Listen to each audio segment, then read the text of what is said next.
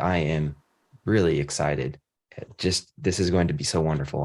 I get to talk with Ryder Carroll, who is a New York Times best-selling author.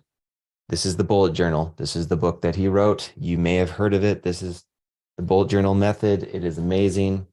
There's a page we're going to turn to in just a moment.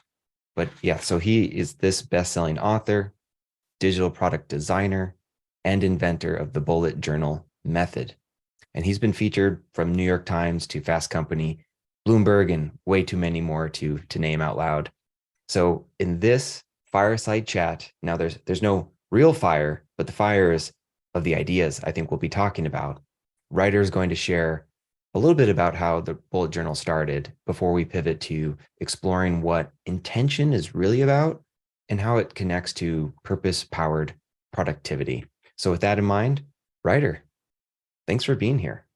How are Thanks you so much for doing? having me. I'm doing well. Excited to be here. I'm just so happy you made it, and I'm going to make sure I can see you nice and big on the screen here.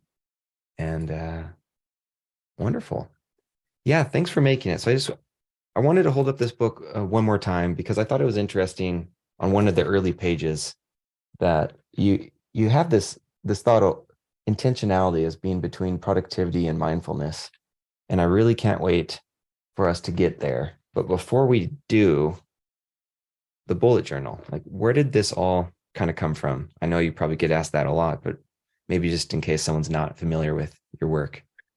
Sure. I would say that it is the response to me trying to figure out my own challenges. That's the best way I can summarize it. So I was diagnosed with learning disabilities before the internet, if you will. So I had no resources available to me, and I was trying to figure out ways to become more organized and more productive. And the only way I could think about going about it is designing tools in the only platform I had available at the time, which was my good old notebook.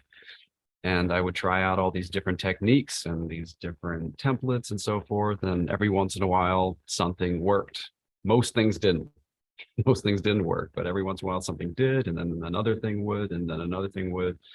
And over the years, I started to develop this toolkit, if you will. And then I studied to become a designer and started learning about systems and systems thinking and all this. And I'm like, wait a second, these tools could actually be more powerful if I started linking them together, and they started becoming force multipliers, if you will.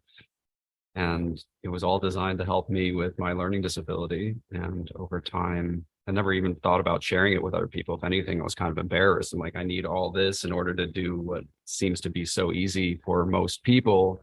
And it turns out that that was just a story that I was telling myself and not really true at all. Because when I started sharing these things with other people, like, oh, well, that's really helpful. I'm like, really? You're really good at math and you find that this is helpful? Or it's like, oh, this is really helpful, but you're really organized. How is this helpful?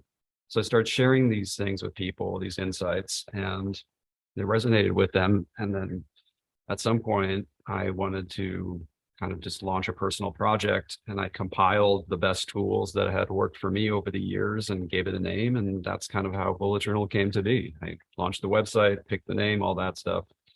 And yeah, everything else was quite unexpected. See, I love how it really feels like such an intrinsic and organic process of yours. It just bubbled up from within, no overarching intentions. And the book is, I mean, just beautifully designed. I mean, so does this tap into that other part of who you are, the digital product designer side of things? Yeah, for sure. I mean, I think in general, like the bullet journal method is just a lot of design thinking, right? So I try to use my design skills in any way possible. My father is an author, my mother is an art teacher, or was they're both retired at this point. So I'm like absolutely no surprise.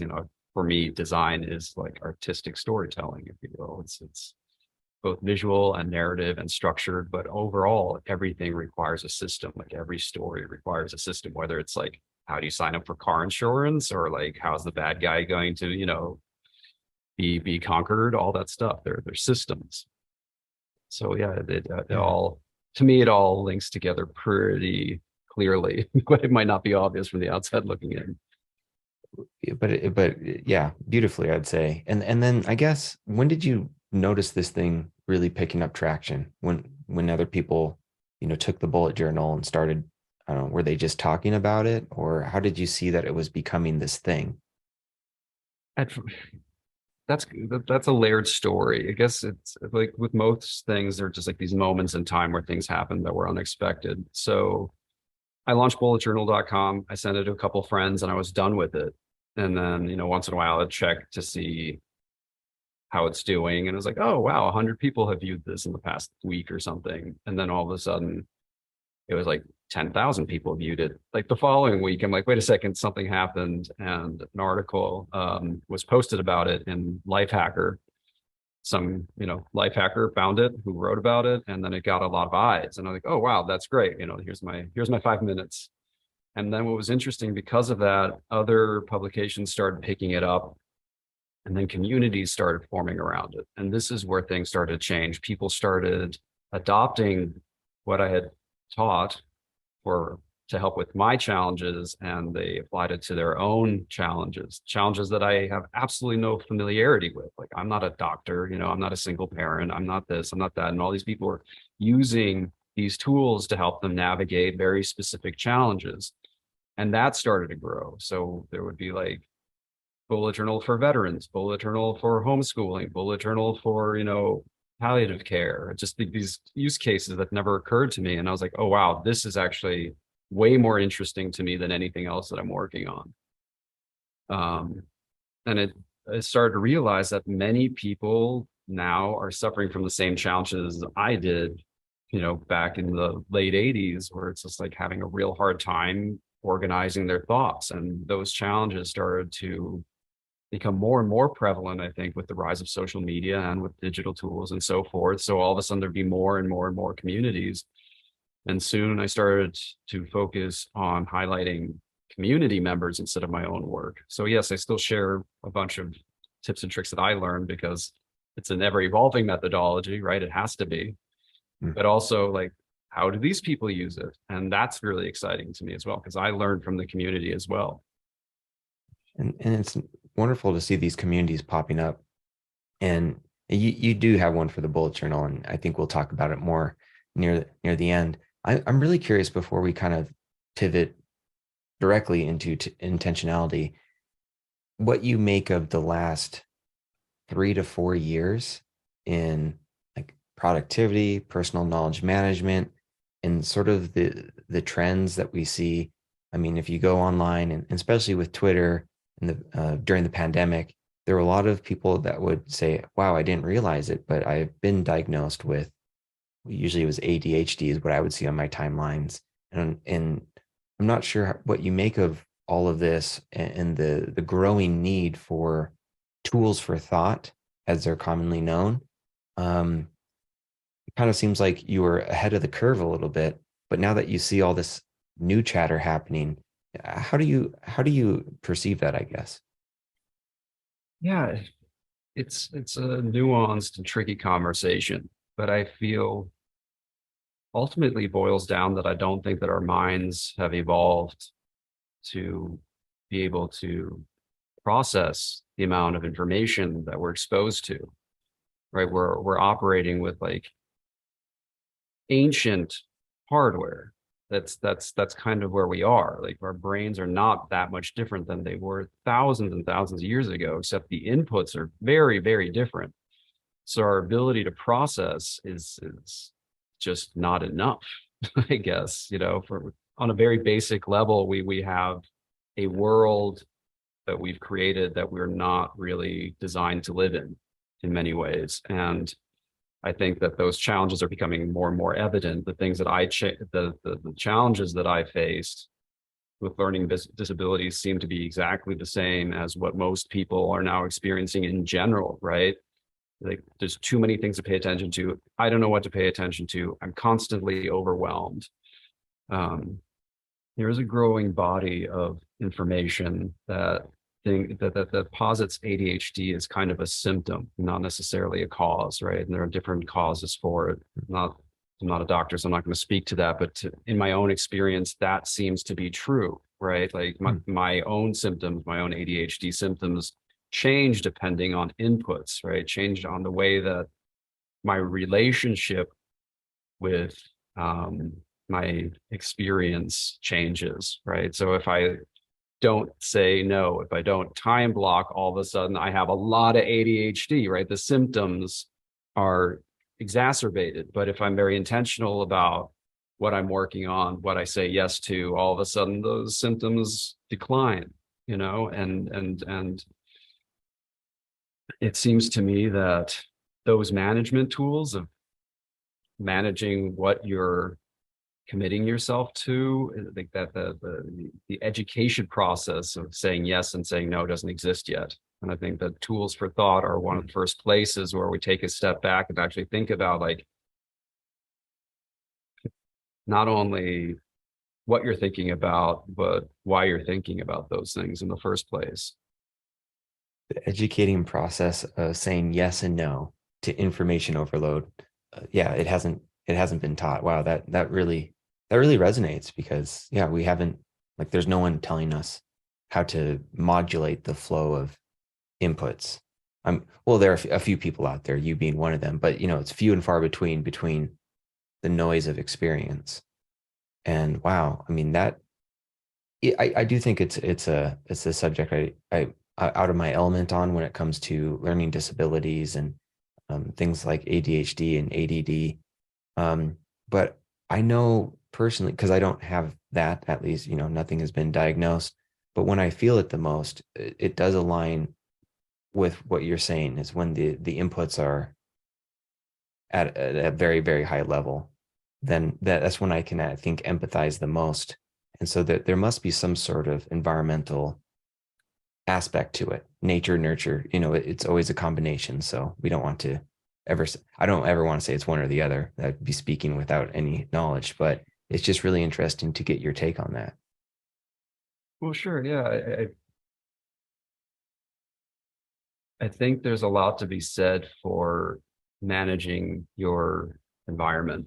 I think, like, as somebody who's had ADHD for most of their life, a lot of the most effective things were putting external things into place, right? Like a very simple one is keeping a clean desk is something that helps a lot of people in this space get work done because they're not all of a sudden fixated on cleaning the desk. That's already done. There's no excuse. And I think by extension, just like learning how to curate your environment as best as possible is really a skill that is important to develop over time. And it's an ongoing skill. And that environment can be anything: the people you surround yourself with, the information that you're that you're allowing in to your mind, what you do with that information. Like, there's the internal environment, the external environment, the dynamic between the two requires a lot of organization and thinking, for lack of a better. This is, yeah, I think where we could talk for ages. And that's part of design thinking, and that's part of intentionality. And one of the parts of this conversation that you wanted to focus on was, what is intentionality? What does it mean to be intentional? So I'm kind of curious to get your thoughts on that. Sure. Yeah. For me, the bullet journal method is a platform or framework to help you live an intentional life. That's kind of the shortest version of how I like to describe it to people. And so the next question is, well, what does it mean to live an intentional life? And for me, it's about aligning your actions with your values. That's the simplest formula, right? And that's hard. That's really difficult. And then there's also a difference between being intentional and an intention. So maybe we start with an Mm. intention.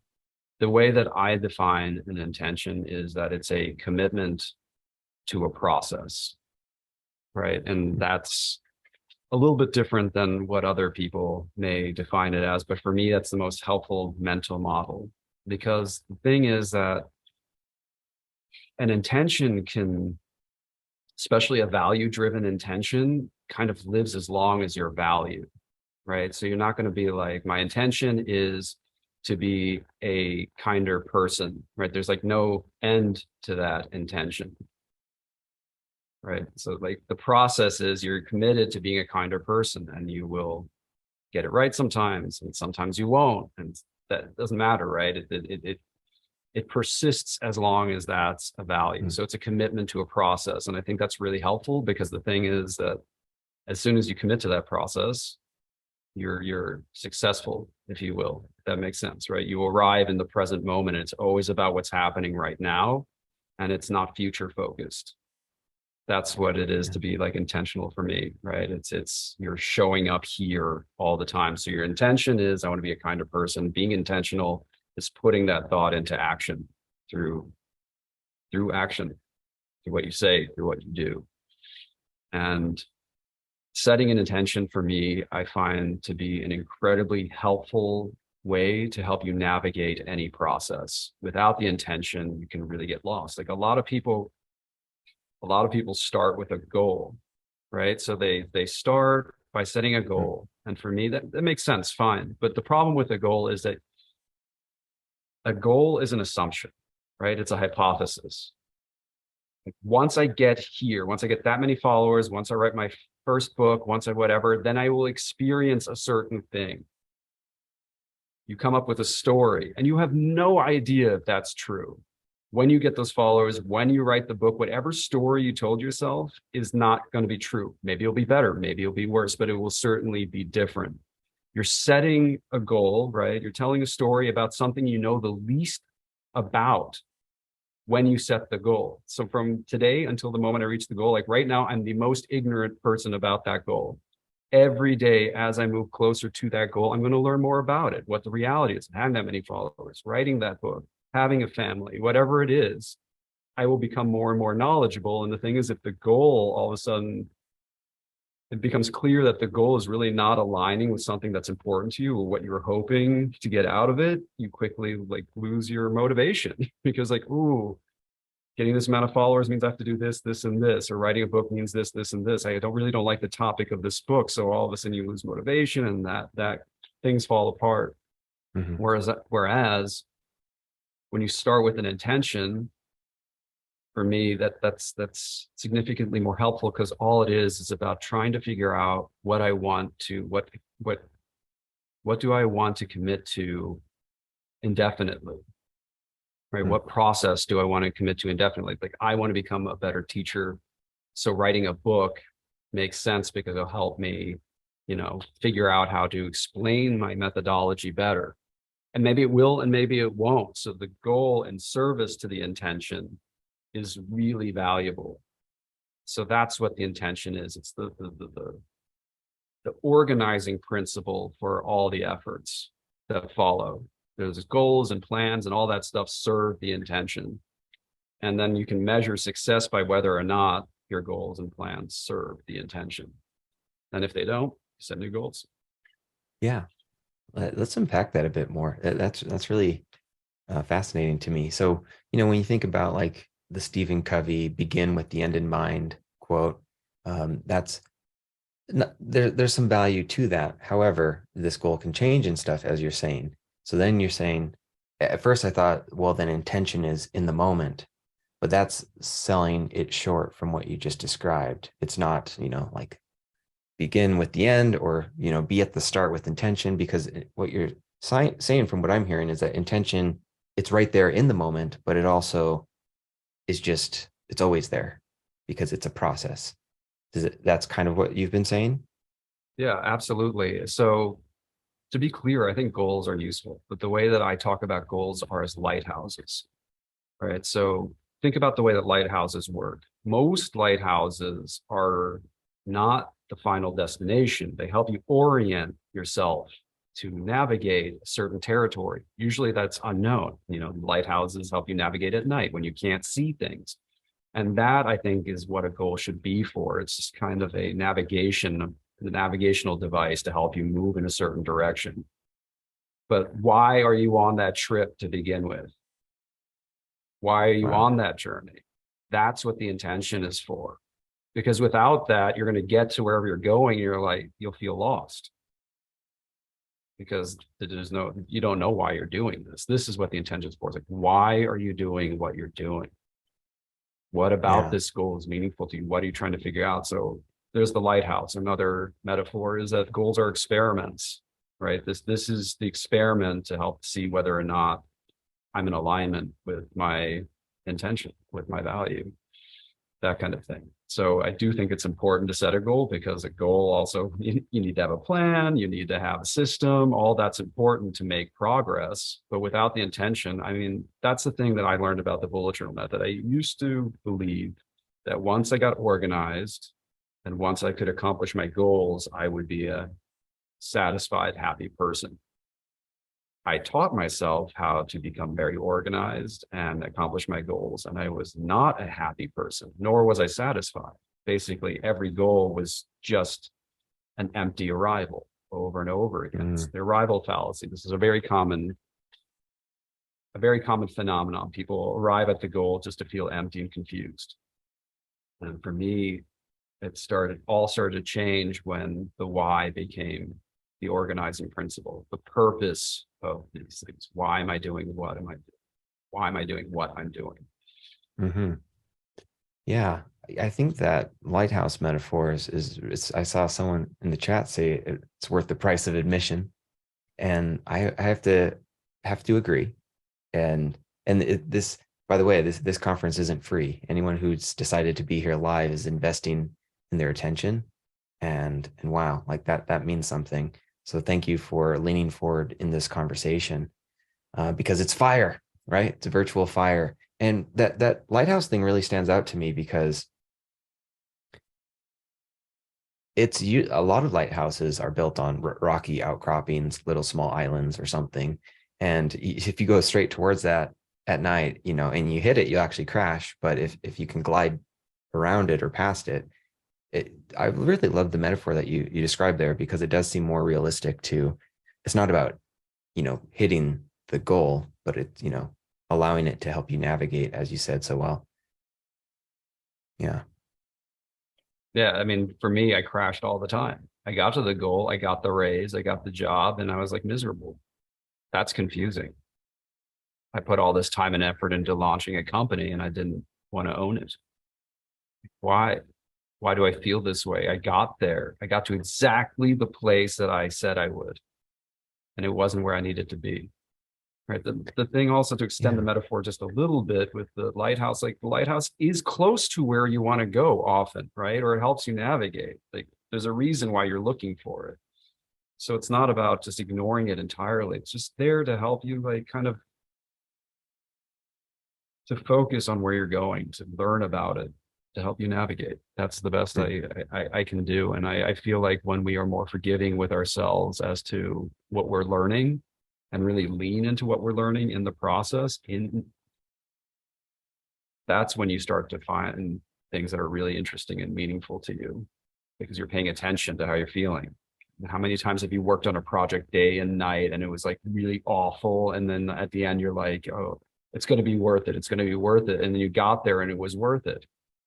To me, very rarely is that the case, right? Unless yeah. I Yeah. Yeah. knew, unless it was meaningful, without the intention arriving there, no matter how awful it wasn't really satisfying. If anything, it was a relief that I had to work on it anymore.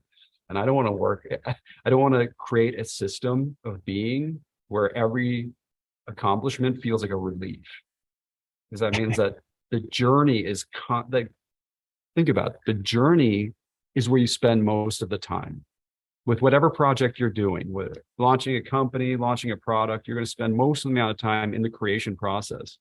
And if that is miserable all the time, that's where you're spending most of your life. It's wild, especially when you put it that way. I'd like to unpack this a bit because I'm thinking to Sure. myself, my intentions probably they could use a better definition. How do we set intentions? And like, how do you know when you see maybe there's a mistake with what an intention is in your own life, like when you felt that?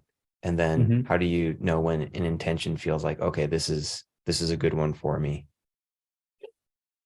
I think a lot of it comes through personal inquiry, right? Like a lot of people in our space are taking notes all the time. And I think one of the most important aspects of note taking is taking notes on your state.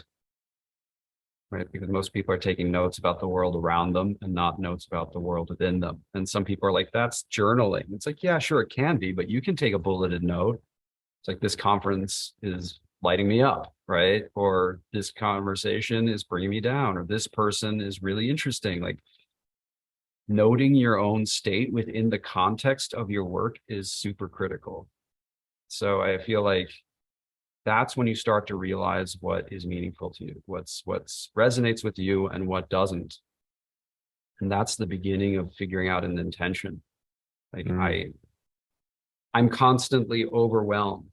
Okay, so maybe the intention is, how do I enjoy my work more? Because that can be the intention. That is going to be a process, figuring out how you're going to enjoy work more. And that's something that's happened to me as well. As my own company's grown, it went from me being a solo creator to me being a manager, which I really don't like doing, but it's important, right? So I Mhm. resisted that so much. It's like, you figure it out, you figure it out, you figure it out. And then all of a sudden, like, the intention is like, how can I be a better leader or inspiring leader? And all of a sudden the whole thing changed. Like, the entire dynamic changed, dude. This wasn't like something I had to do. This is something I was allowed to do, something you know, it's a privilege to do. And the intention there is just to figure out how I can do this better, not to be a better manager, but to like work on my leadership skills, work on my communication. So it's figuring out what resonates with you, figuring out what's important to you, and then figuring out what kind of process you think could move you towards where you want to go, or move you away from where you are, if that makes sense. Yeah. So that So, that crucial. Oh, sorry. no, go ahead. That crucial moment where it went from the pain of managing others to the opportunity and the challenge at improving your own leadership. That scene. Okay. So that was sparked by continual personal inquiry, kind of sounds like, because you had a process of reflecting, and because you have this ability to reflect and inquire upon your own state, you're able to make, because that's a very powerful shift. I'm thinking even for myself, because we have our small team too, and and all of us have to manage each other. It's like, what, manage, and none of it feels good for anyone. But your little reframing there has massive consequences in a good way. Like, I'm just kind of curious if you could dig into like how you did that reframe. I'm sure it Sure. was from personal inquiry, but yeah, please go for it. Well, I first identified a pattern. So with bullet journaling, and I'll just talk about bullet journaling because that's the platform I know best. I'm writing down the way that I feel, and there are a lot of rituals built into bullet journaling, and those rituals are basically just reviewing your notes, over and over and over again in very specific ways. And I started realizing it's like, I'm really not enjoying my job. I created this. I'm my own boss and I'm not enjoying my job. I can do whatever I want to do and I'm not enjoying my job. Like, I could see this. I feel stressed. There's a lot of tension here. There's too much work. There's this, there's this, there's this. Okay, I know that now. What am I going to do about it? Where's the tension the highest? And then I start like running experiments in my mind, right? So the first one is like, how can I start enjoying my job again? Right? What do I really, what do, what really aligns with my values? And one is service. Service is really important to me. Like, so, okay, how can that be alive in my company? It's like, wait a second, I should stop managing my team and start serving my team as best possible. Now, I don't know how to do that yet, right? But now all of a sudden I'm excited about finding that out. Like, all of a sudden now when I'm going on meetings and I'm figuring this out, like, the entire context has shifted entirely because I'm aligning, like, the whole thing is I was viewing it through something I didn't want to be, and now I'm viewing it through the context of who I do want to be, and it changes. So the process is to be a better leader. That's something I can get behind. It aligns with my values. Now I set goals.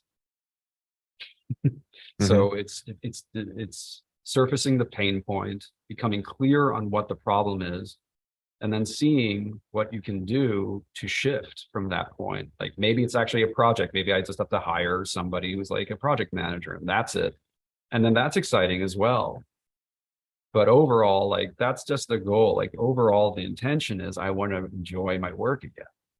That Hmm. was the big one. And as soon as I figured out whatever project, like that could mean something different for you. Maybe it's, less time online or hiring a project manager, whatever it is, like something inside you will resonate like, oh, that sounds really good. And then the next part is to run the experiment. So for me, I have a couple experiments that I'm running, like kind of internal projects that I'm monitoring about whether or not I'm enjoying my job more. And the answer is yes. Like also like, for example, one of the very specific things that changed is like from like 9 to noon, I have no meetings and I focus on creating. That's it. Like that was a big problem for me. It's everything got in the way of me being able to build things. And that's the most satisfying part for me. So figuring out a way where I can do the thing that I love the most. So I'm not constantly waiting for that thing to have the opportunity to do the thing that I want, right? Like for me, the company was getting in the way of the things I like the most. And it doesn't need to be that way. So for me, the intention started helping me think differently about the way I take time, about the way I show up, about the way I structure my meetings, about the way that I like structure my thinking as well about this. And that's why I feel like intentions are so important. It's just kind of a guiding principle. This is and again, I frame it as a process because you're going to get it wrong a lot. You're going to get it wrong a lot. And you're like, okay, you run the experiment. The project manager, that was a fail, right? It's about this thing or setting up my meetings here. That was a fail. The intention stays the same. That still resonates with me. And now it's like, how do I build out a structure to support that intention? Yeah, that's wonderful. I can't wait to read some of the chat and some of the takeaways here because I think it's just what I love about this is that it's not out there. Like the answers aren't out there and they don't cost money. They don't live in a different town. You don't have to travel for them. They're just, I mean, you offer a very simple approach and it's journaling, whether it's not the traditional form, but being able to have a process where you can reflect and learn from that and go through a process or set a different experiment and see where that all leads. um I'm sure, give me a +1 in the chat for anyone here who's feeling calmer, more confident, more intentional just from listening to Ryder speak, because I know I am. And it gets me excited to think, okay, there's a lot I can do here to improve my intentions. Okay, looks like we're over 1 million +1s now. Someone added quite a few.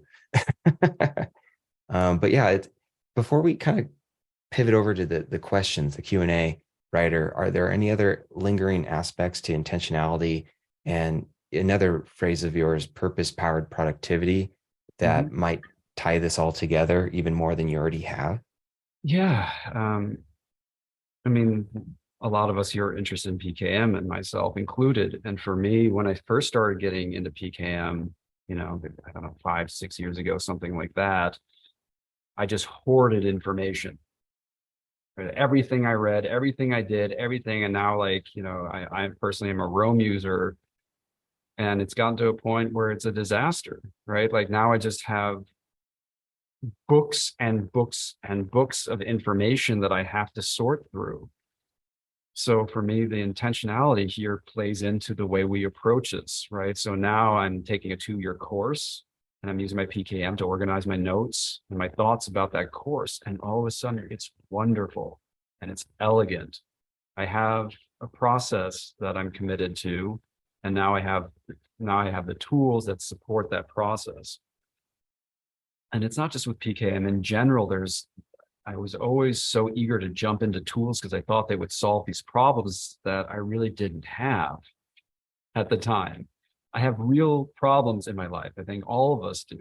Challenges, difficulties, aspirations. And oftentimes we put the tool first and then like find a problem for it to solve. Whereas I feel like with the intention, it makes it really clear. It's like, what is it that you're trying to accomplish? And then finding the tools to support that, I think, can reduce a lot of friction and a lot of confusion because it streamlines the process, but it also helps you focus. You know, it's like with all these tools, Obsidian and everything, like you can immediately become a digital hoarder. You know, it's very easy, and then you can't find anything, and you have the same problem. You're overwhelmed. So like Mhm. using these tools to support a very specific objective or intention, I think, can be a very useful and valuable, yeah, organizing principle. Okay, what do you want to use PKM for exactly? Are you writing a book? Are you trying to teach a course? You know, are you trying to learn about a specific topic? What is it? And then just kind of start there. And then when that works, narrow out. This is advice that I wish I could have given my younger self. Because even with the bullet journal method, even with all this stuff, this idea of intention, like for me, was kind of locked into bullet journaling. It didn't occur to me at the time to use it for other things that weren't related to living an intentional life. It's like, how's Mhm. about creating an intentional process or workflow that has nothing to do with like something that might be more personal, if that makes sense. Yeah, it makes a tremendous amount of sense. And I think it's very important for knowledge management practices today because it's so easy to over collect, hoard on information, like you said. And there's a bit of a fallacy with that because the more noise that we bring into our life, well, now it's here and now we have to deal with all the noise, and that's not a good feeling. What is the answer? Well, get a better filter. How do you get a better? Like, what are we filtering here? And it goes, I think, exactly to what you're saying as well. Let's think about it, our intentions. Let's think about what's really driving this. Like you said, organizing principle that way. So now we understand. Okay, that's interesting. It's a bit of noise though. Like I can allow it to maybe wash over me, but I don't need to hoard all the information and put it next to everything else that matters. And maybe if it comes back up a couple more times and I still spark with it, okay, now it's kind of emerged into importance for me. Mm. Maybe this is telling me something. Couldn't have said it better myself. That's absolutely true. Yeah, it's like you want to see what emerges over time. And by kind of saying no over and over again to the same thing, you're like, wait, it keeps coming back up. It keeps making that request. Maybe that's something I should focus on or broaden. You know, that's an important part of this. What is becoming undeniable? That's a great way to phrase it. Um, with that, I have a couple questions. Let's see this one.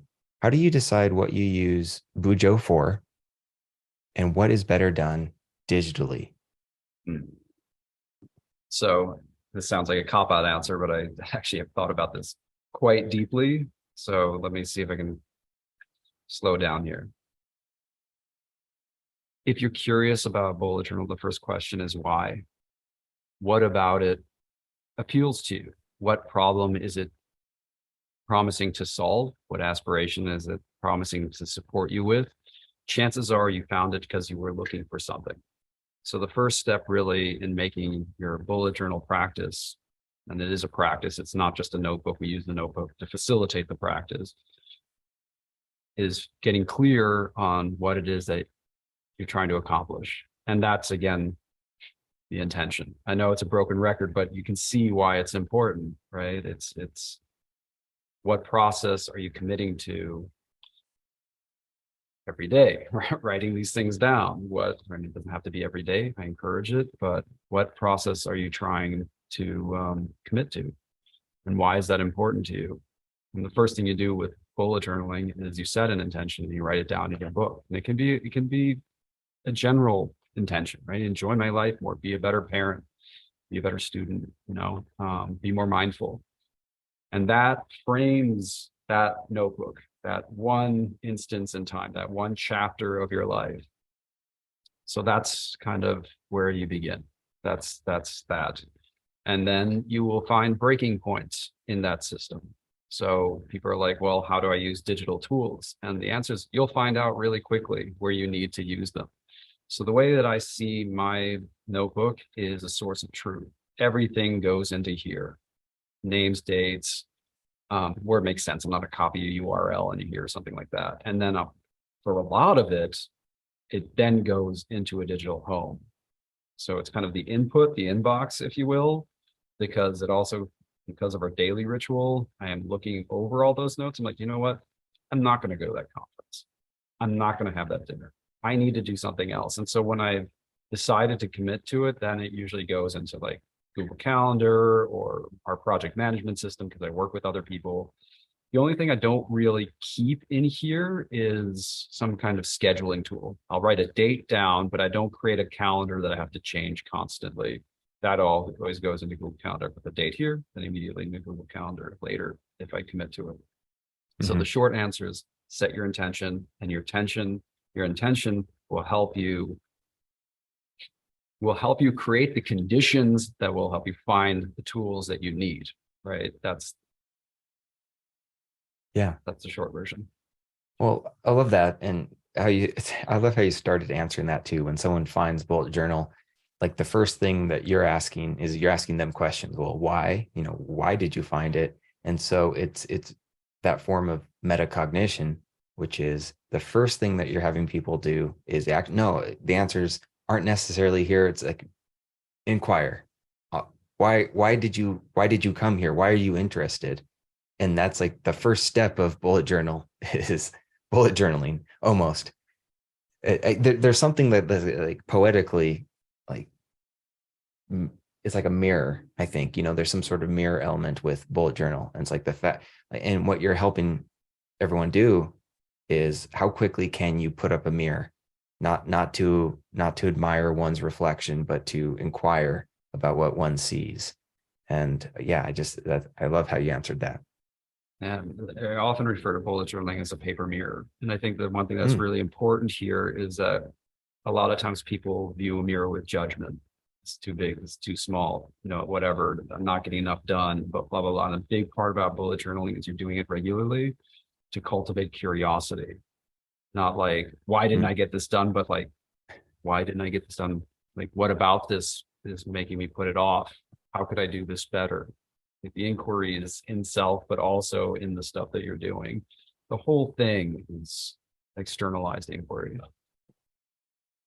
Absolutely. I'm trying to read a couple of these to see. How about this one from Lolita?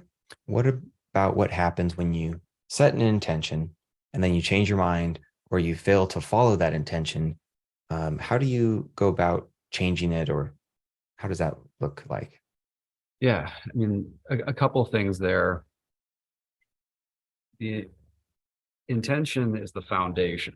And then you have actions and you kind of have projects, which is just a grouping of actions. So you have to first get clear on whether the intention is the problem or the way that you are trying to embody that intention is the problem. So if you want to be healthier and the way you're going to embody that is going to the gym every day, and you don't go to the gym every day, is it the intention that's flawed or not working for you? Or is it the way that you're embodying that intention or trying to? So that's the first thing you have to get clear with, because oftentimes it's the experiment that's not working, not the thing driving the experiment. Right. So if somebody wants to be a better parent, chances are if they do this thing and the kid is constantly upset, you're like, I'm not going to be a better parent. That's the intention doesn't go away. It's the approach and how you're trying to embody it that needs a different approach. And again, not an opportunity to beat yourself up, but to get curious. What about this isn't working? Oh, maybe I hate going to the gym. Maybe that's not the way. Maybe I take long walks or going for a run. I live in a sunny place or learn parkours. I don't know, whatever you want to do. You don't have to get fit in the gym. And, maybe it has something to do with diet. It's you have unlimited ways to embody your intention. So I think the first one is figuring out whether it's the experiment that you're running that's not working. And of course, then there can be an intention as well. I've heard intention. Not all intentions are good, right? I want to be more powerful. Like that's not necessarily, that can be a good or a bad intention when you realize what that means. So all of a Mhm. sudden, when you come face to face with what that feels like, and you realize that's not serving you, it's like, well, chances are it'll get pretty clear what about it isn't serving you. It's like, oh no, that's not what I want. I want to feel more connection. That's what I actually want to feel. Power was the thing that I thought, but now that I got there or experienced it, it's connection, or it's strength, not power. This is Mhm. where it gets a little bit more meta, but it will reveal itself to you, right? When you really live by your intention, when you feel like you're embodying it, or you don't feel it at all, maybe the intention isn't right. If you run enough experiments and nothing's working, chances are the intention isn't right. But Yeah. most of the time, most intentions, as long as they're intrinsic, right? I want to be of service. I want to be a better parent. Not like I want to be rich, right? That's different. The intention, as long as it's based on a value, I think is less likely to be the problem than the way that it's you're trying to embody it. Like the wealth Yeah. thing is one thing that an intention that I see often is like my intention is to become rich. And so the first question that comes up for me, like that's fine, but why? What will you do with that money? Well, how will it Mhm. serve you? What is the thing that makes you feel that being rich is the answer? Mhm. um, and that can help you actually come up with the intentions, like I want to feel secure, or like I want to be of service, or I want to be valuable. Like that's more of the process you're committing to. Wealth is just a tool in that process. Yeah. Well said. I think we can maybe get through a couple more because I think there's some good ones in here. This is going to combine two different questions from Brian and Emily, but could it be said that the daily journal approach in Roam and Logseek and Outliner digital apps is similar to Bujo's bullet journal's method of bullet journaling?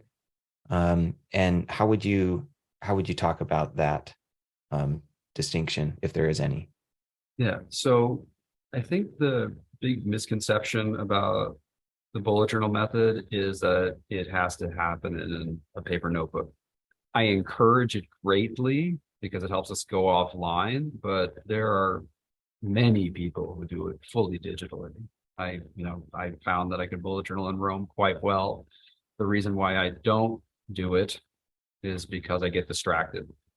Like there's too many toys for me to play with. So Rome has its place, and it's like, okay, Rome mode, which is usually writing or research. That's it. Why I like so yes, you can absolutely do it in the digital space, and like between not bullet journaling and bullet journaling digitally, bullet journaling digitally is 100 times better, right? 0 and 1 is a world of difference. I encourage people to start in the notebook. You don't need to be an artist. You don't need to have neat handwriting. I mean, I can hardly read my own half the time, but it helps you do something that we have less and less ability to do now, which is to go offline, truly, to just disconnect and be with your thoughts is a really powerful luxury that we can take time for. That's why I always encourage people to start there, because oftentimes something happens, especially when you're doing this within the frame of your intention.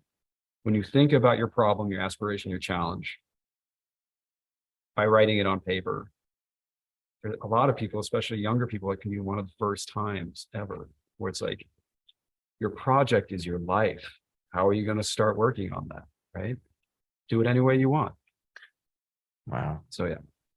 I don't know. I just had this sense that you've probably witnessed Generation Z people potentially break down in tears when once they get back into touch with themselves. Like, oh wait, in this hyper connected world, maybe the reality they've only known that there's this place that exists always, but we just lost access to it half the time, and it's our own thoughts, it's our own inner world. Yeah. And I think that, not to get too deep here, but the thing that I think is so powerful about inquiry, whether it be bullet journaling otherwise, is the first time you realize that you can create the tool to help you solve your challenge. Oftentimes people feel like they're not enough all the time, and the tools are going to fix that. You like get this new calendar app and you'll be hyper productive. You get this new journaling app and you'll be super mindful. And like ultimately, you are the only person who's going to be able to solve your problems. And I think one of the best way to do that is just to sit down with some time and a piece of paper and just like think about the problem. And then all of a sudden you're like, oh, wait, here's the blueprint for a solution. And maybe that stays on paper and maybe it goes into the digital space. Obsidian, Rome, whatever, Photoshop, depending your video editor. Mhm. But just that's the big one where people realize that they are going to design the system to solve their challenge, not wait until something comes and miraculously organizes their entire mind. I love that so much. I can't tell you, because it's just like the power comes from within. We just kind of have to take the power back. And the way society works, and you're being sold constantly. It's just the nature of how it all works. That's not going to change. But what we can do is somehow take the power back. And I think what you provide is that empowering way of thinking around that. And this is we're just a couple minutes over from where I want to be. So I want to wrap this up. But with this question from John is, do you recognize how much your personality and who you are and the Bull Journal has influenced the rest of the industry, essentially? Like, do you kind of recognize, like, hey, you probably had a lot to do with other people's and kind of maybe the arc of where tools for thought are going, the maybe the outliner apps in general? I mean, how do you look at that? But frankly, I really don't think about it that much. Not People reach surprised. out to me and like we've done this thing and you inspire. I don't know. Everything that I do was inspired by somebody else as well. Like I didn't invent journaling. I didn't. If you look at the bullet journal, these are all tools that you already know. It's kind of the recipe of how it all works together. So, I mean, if I was helpful to people, that's wonderful. But I don't really have a sense of my influence in that space. I'm not, and I say I'm not surprised by what you just said there, is because you're so centered and your intentions, you spend so much time on that the get rich, or if we could say get popular, it is not, that's not the intention that you have. It's obvious. And therefore it doesn't drive how you think about the world. And I just really appreciate that. In a hyper productive world, to have your voice continue to resonate and echo and reach new people is only doing the world a service. So I just want to thank you so much for coming on here. And this is, I mean, I just had so much fun talking with you, Ryder. So thank you. Thank you so much. I really appreciate it. It's good to be here.